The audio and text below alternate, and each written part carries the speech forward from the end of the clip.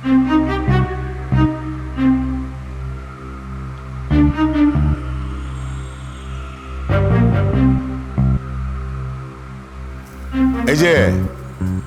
আবার কি মনে করে কাকন, কি পরের ছেলে যেমন খেলে একবার নষ্ট করে দিয়েছো তো?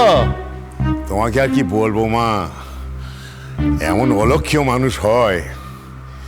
এবারে যদি ও বাড়ির থেকে আমার দৌড়ে এসে ঝামেলা পাকাতে আসে না, আমি মুখের উপর তাদের স্পষ্ট করে বলে দেবো যে আমাকে কোনো ঝামেলার মধ্যে জড়াবেন না। ও বিয়ের ব্যাপারে আমার কোনো মত ছিল না। আমি বলে আমার মেয়ের এই দুর্ঘটনার জন্য একেবারে শোকে পাথর হয়ে আছি। আপনার শুভেচ্ছায় আমায় মরতে হয়নি। ও সুতরাং আমার বাড়ির লোক এসে আর ঝামেলা করবে না, আর আপনাকে কোনো কথাও বলতে হবে না। তা তুমি কি মনে করে কাকুনকে এখানে নামিয়ে দিয়ে যাচ্ছ? তোমার দা আমি পালবো ভাবলে কি করে? আমার দায় কাউকে নিতে হবে না কাকামণি।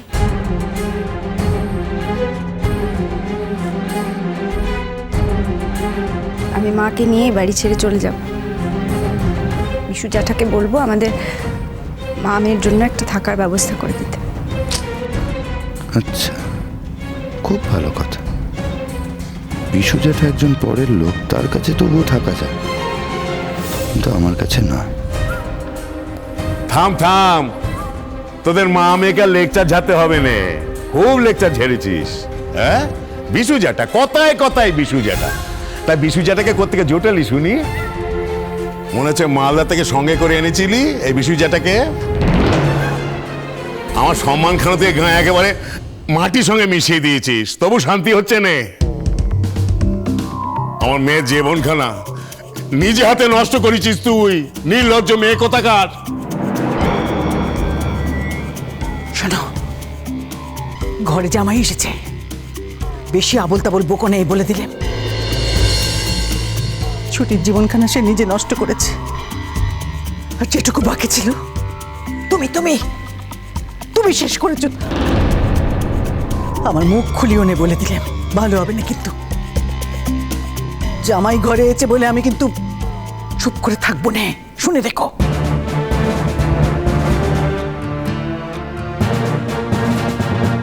মারে, জামাই যদি তোকে না নিয়ে ফিরে যায় তাহলে চল, আমরা মালদায় চলে যাই। যাদের কেউ নেই তাদের ভগবান আছে। দুটো পেট ঠিক চালিয়ে নাও, হারি অপমান সহ্য হয় না। যাও না, যাও না। তোমরা আমাকে পেয়েছো কি বলো দিনি? হ্যাঁ, সত্যি তোমার এই আই বুড়ো মেয়েকে একদিন গলার কাঁটা করে রেখে দিয়েছিলাম। এবার তোমার বিয়ে করা মেয়ে, সে আমার ঘাড়ে এসে পড়ুক আর কি। হ্যাঁ, মা বাড়ি আবদার পেয়েছো। আর এই যে সমুদ্র, তুমিও তো অন্যায্য কাম কিছু কম করোনি। হ্যাঁ, ওই বেয়াদব মেয়েটা তোমার কানের ধারে কি জানি বললো, আর তুমি এমনি নেচে উঠে বিয়ের পিড়িতে উঠে পড়লে, বিয়ে করতে রাজি হয়ে গেলে। হ্যাঁ, তা বেশ, বিয়ে করলে তা আমার ঘাড়ে চাপিয়ে দেয় কেন বাপু? হ্যাঁ, কম তো কিছু রোজগার করোনি, তা যাও না, নিজের বউকে শাউরিকে নিজের কাছে গিয়ে রাখো না। তা তো রাখবে না।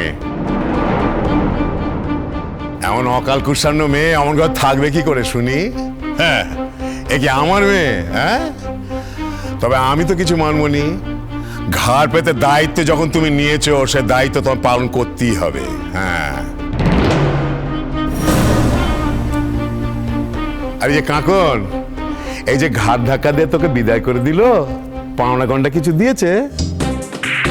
তোর কাকিমা তো সব গয়না দিয়ে তোকে সাজিয়ে দিল, তা দে, সেটা গয়না খুলে দে। না, ও সমস্ত গয়না আমার। কাপন কিচ্ছু দেবে না, কিচ্ছু না। খুলে দে মা, সব গয়না খুলে দে। যদি তোর কপালে থাকে ফের তুই গয়না পরতে পারবি। সব গয়না গা থেকে খুলে দে মা। আমাকে একটু সময় দিলেই আমি গয়নাগুলো সব খুলে দিতাম কাকামণি, এভাবে বলার দরকার ছিল। কাকুন, আমি তোকে বারণ করছি মা, একটাও গয়না তুই খুলবি না গা থেকে, একটাও না। আলবাত খুলবে। ও গয়না যদি ওর না খোলে, চাপকে ওর গয়না সব খুলে নেব। থামুন, অনেকক্ষণ ধরে অনেক কথা বলছেন, আর একটাও কথা বলবেন না দয়া করে। এই ছেলে, ভয় দেখাচ্ছ নাকি তুমি? আমাকে ভয় দেখাচ্ছ? হ্যাঁ, এত বড় বড় যে কথা কইছো কোন অধিকারে শুনি? আমার বাড়িতে এসে আমাকে ভয় দেখাচ্ছ তুমি? তোমার সাহস তো কম না ছোকরা। আপনি তো অদ্ভুত মানুষ, বড্ড তাড়াতাড়ি ভুল বদলাতে পারেন দেখছি। এতদিন তো আমার সাথে এমনভাবে কথা বলতেন যেন মনে হতো আপনার গলা দিয়ে মধু ঝরছে, আর এখন যেই নিজের স্বার্থে ঘা লাগলো ব্যাস তখনই নিজের আসল রূপটা বেরিয়ে গেল, তাই তো? হ্যাঁ, এই যে শোনো শোনো ছোকরা, এই যে এত বড় কথা কইছো, একবার কথা খোলসা করে বল দিনি। হ্যাঁ, এই যে মেয়েকে ফেরত দিয়ে গেলে তা খোরপোশের কি হবে শুনি? যে বিয়েটাই হয়নি তার আবার খোরপোশ দেওয়া যায় নাকি? কি? কাকুন, ও কাকুন, কি বললি তুই? আগুনকে সাক্ষী রেখে মন্তর পড়ে শালগ্রাম শিলাকে সাক্ষী মেনে যে বিয়ে হয়েছে, সে বিয়েকে তুই বললি বিয়ে হয়নি? ও মা, আমি ওনাকে টাকা দিতে চেয়েছিলাম, উনি নেননি। হ্যাঁ, বাহ, বেশ বেশ বেশ। হ্যাঁ, বড়লোকের ঘর বিটি কিনা, তাই নবাবী চাল দেখিয়ে এসেছে। হ্যাঁ, আসলে ওসব কিছু নয় কো। ভেবেছে এইভাবে দিল দরিয়া ভাবখান দেখাতে পারলে ওর স্বামী কিংবা শ্বশুরবাড়ির লোক ফের ওকে দয়া দেখাবে, ফের ওকে নিয়ে যাবে। ভিখিরি কোথাকার, ছেঁড়া ক্যাঁতায় শুয়ে লাখ টাকা স্বপ্ন দেখে। হ্যাঁ, হে ভগবান, আর কত অপমান সহ্য করতে হবে ঠাকুর, আর কত অপমান সহ্য করতে হবে।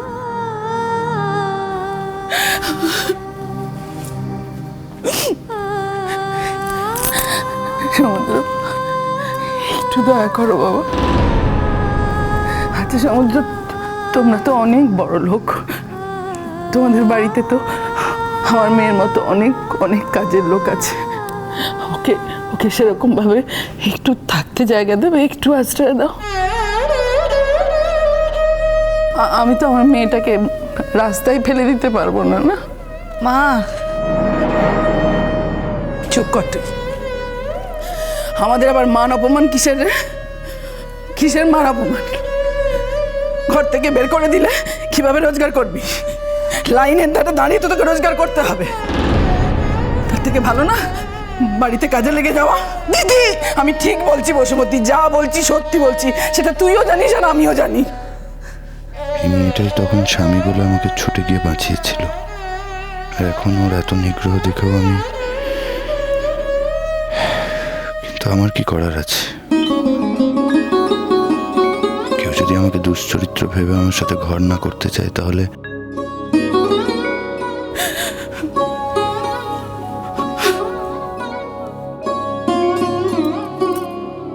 সমুদ্র, চুপ করে দেখো না সমুদ্র, দয়া করো, কিছু তো বলো। আপনি আপনার মেয়েকে বলুন, দেখুন উনি যদি চান তাহলে। আপনি আপনার মেয়েকে বলুন, দেখুন উনি যদি চান তাহলে। না না, ওর চাওয়া না চাওয়ার উপর কিছু নির্ভর করছে না, কিছু না। আমি তোর মা, আমি তোমাকে বলছি, হ্যাঁ আমি তোমাকে এক কথা দিচ্ছি, ওর মা হয়ে ও কোনো অধিকার দাবি করবে না। শুধু শুধু তোমাদের বাড়িতে এক পাশে একটু পড়ে থাকবে কাজের লোকের মতো। হ্যাঁ, আমি ওর মা হয়ে বলছি, তুমি বাবা বিয়ে করবে, সুখে সংসার করবে, ও কোনো অধিকার দাবি করবে না। আমি ওকে বলবো ওর মাথা সিঁদুর মুছে ফেলতে, আমি বলবো।